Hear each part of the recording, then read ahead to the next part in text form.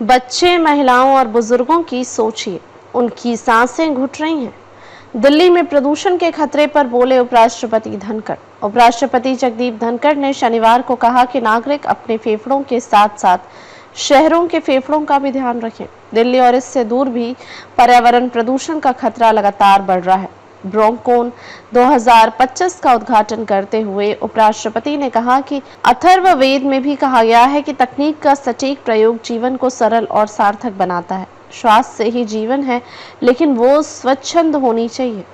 हमें अपनी जड़ों की ओर लौटना होगा। उपराष्ट्रपति धनखड़ ने कहा कि हमारा ज्ञान और संस्कृति ही हमारी धरोहर और खजाना है।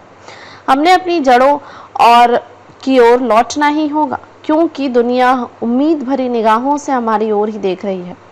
दुनिया हमारे प्राचीन ज्ञान और तकनीक की ओर लौट रही है। योग, पाक कला और आयुर्वेद इनमें से एक है, क्योंकि ये सब तार्किक और समाधान से परे हैं। बच्चे, महिलाएं और बुजुर्गों की सोचिए।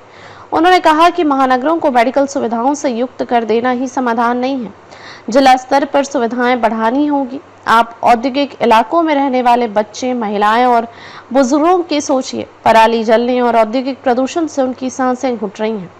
समाधान सिस्टमेटिक विकास ही है, अंधाधुंध विकास नहीं।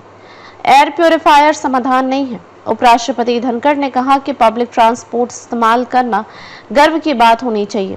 ईगो आड़े ना आए। आज हमारे जल स्रोत बंद हो गए हैं क्योंकि उपेक्षित हैं। कभी उनकी पूजा होती थी। एयर प्योरीफायर समाधान नहीं, बल्कि प्रकृति संरक्षण में ही कई समाधान है, लेकिन हम सिर्फ तकनीक पर निर्भर हो गए हैं। ये हमारे घर, दफ्तर, वर्क प्लेस में गहरे बैठ गई है। सब साफ हवा में आसानी से सांस लें, इसका इंतजाम होना चाहिए।